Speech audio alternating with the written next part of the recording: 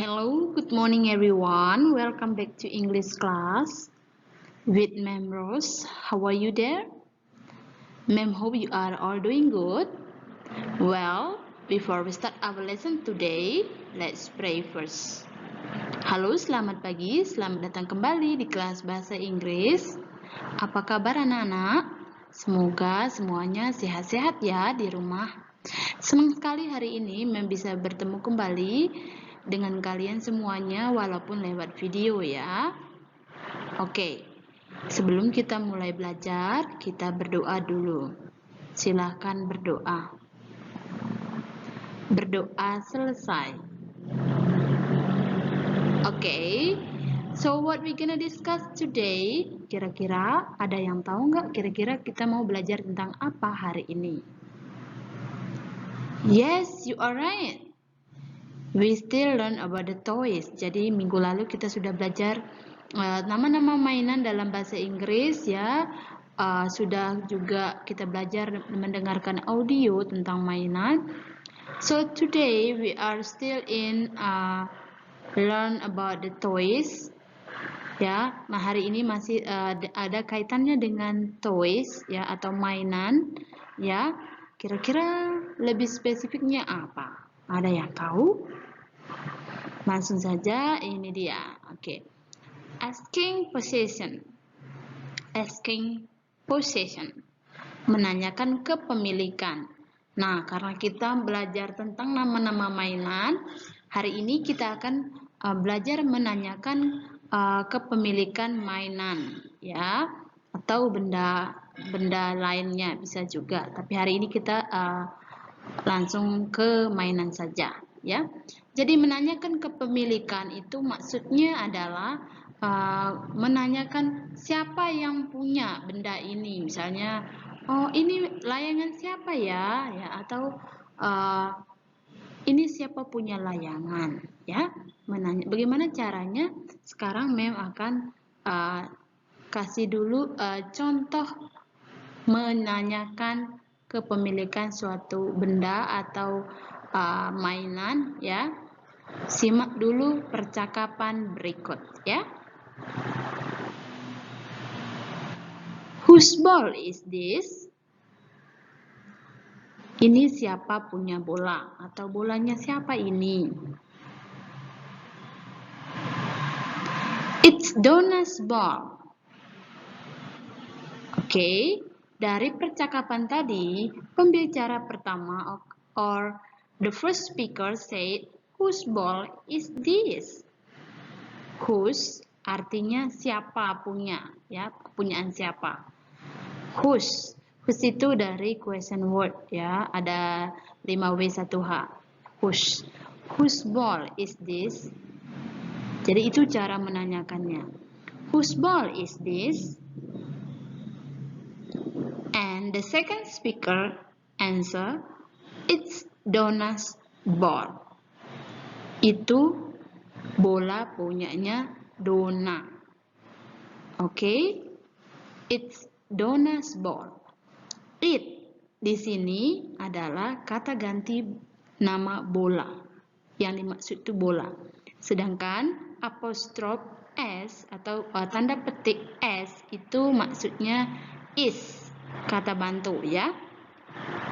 It's Donna's ball. Donna's. Kenapa di nama Donna ada S apostrof plus S? Nah, Donna's itu maksudnya punyanya Donna.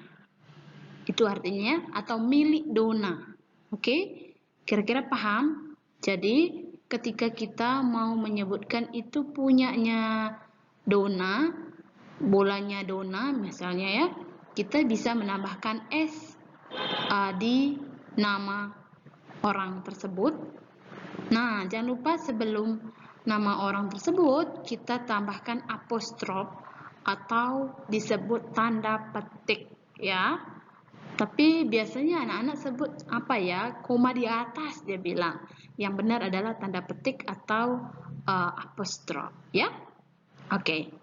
Jadi itu dia cara menanyakan kepemilikan suatu benda dan juga cara responnya atau cara menjawabnya kalian bisa lihat di percakapan tadi, ya.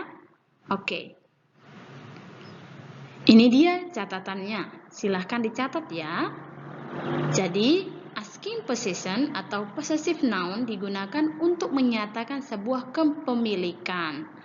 Possessive noun ditandai dengan apostrof atau tanda petik plus s. Ya, possessive noun digunakan untuk nama orang seperti John, Mario, Noel, and noun atau benda lainnya. Namun bisa juga digunakan untuk noun yang lain, ya. Jika nama orang tersebut sudah ada s di belakangnya, misalnya Marianus. Ya. Kalau berakhiran s di belakang nama orang tersebut, maka tidak perlu menambahkan apostrof plus s. Cukup apostrof saja. Misalnya Marianus, Marianu tanda petik s, ya. Kira-kira sudah paham ya? Oke, kalau memang nanti belum paham, diulang kembali, dengarkan penjelasan Mem, lalu anak-anak bisa tanya juga ke Mem, ya, bisa lewat WA atau lewat classroom. Oke?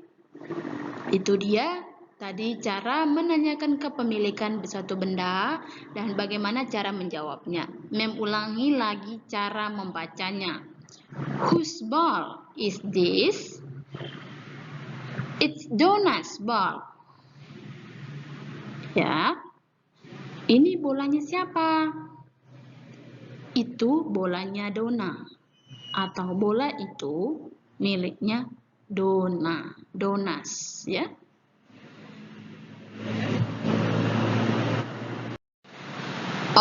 Okay. Now we have to learn about asking for confirmation or meminta informasi. Jadi kita juga hari ini belajar hal yang baru, yaitu selain tadi kita belajar menanyakan kepemilikan suatu benda. Nah, ini cara lain juga, namanya asking for confirmation. Sama ya. Jadi ketika kita tahu bahwa itu benda milik teman kita, misalnya kita mau memastikan to make sure that your friends things, misalnya mungkin benda itu atau barang itu punyanya teman kamu, kita bisa menanyakannya seperti ini. It's Tiger's kite, isn't it? Itu bukannya layangannya punyanya Tiger, bukan? Ya, cara jawabnya bagaimana? Yes, it is. Kalau itu misalnya bukan punya Tiger, kita bisa menjawab no, it's Donna's. Atau no, it is not. Oke? Jadi ketika kita mau memastikan sesuatu, misalnya itu miliknya teman kita atau punya kita, kita bisa bertanya seperti itu. Jadi kalau punya kita sendiri, it's my kite, isn't it? Ya, bisa juga. Atau it's Donna's kite, isn't it? Kalau benar itu punyanya Donna, kalian bisa menjawab yes, it is. Kalau tidak, no, it is Donna's. Atau no, it is not. Ya. Oke, kira-kira paham ya? Oke, berikut adalah bagaimana cara menggunakan this, that, this, and those. Atau dalam bahasa Inggris kita biasa menyebutnya determiner. Ya, keempat determiner ini fungsinya untuk menunjukkan benda atau jumlah objek yang sedang dibicarakan. This artinya ini. That juga artinya ini. That artinya itu. Those juga artinya itu. Nah, apa yang beda? Penggunaannya. Jadi yang buat beda adalah cara menggunakannya. Oke. This artinya ini untuk menjelaskan benda tunggal atau benda yang cuma satu jumlahnya, di mana jarak benda yang dibicarakan dekat dengan pembicara. Jadi ketika kita menunjukkan benda yang dekat dengan kita, kita bisa menggunakan kata this atau determiner this.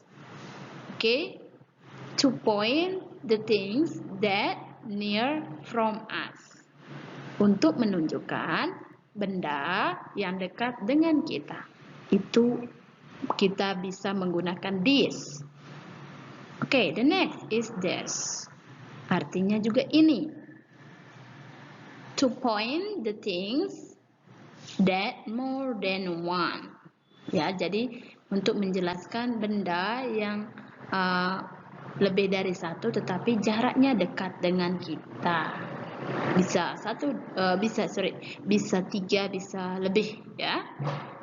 Okay. The next is that. Tadi sudah sebutkan that itu artinya itu. Untuk menjelaskan benda tunggal di mana jaraknya jauh dari pembicara. Untuk menunjukkan misalnya bendanya lumayan jauh dari kita. Ya. Those artinya juga itu. Untuk menunjukkan benda yang banyak atau lebih dari satu di mana jaraknya jauh dari pembicara. Jadi those itu kebalikannya dari that. Begitu juga dengan this.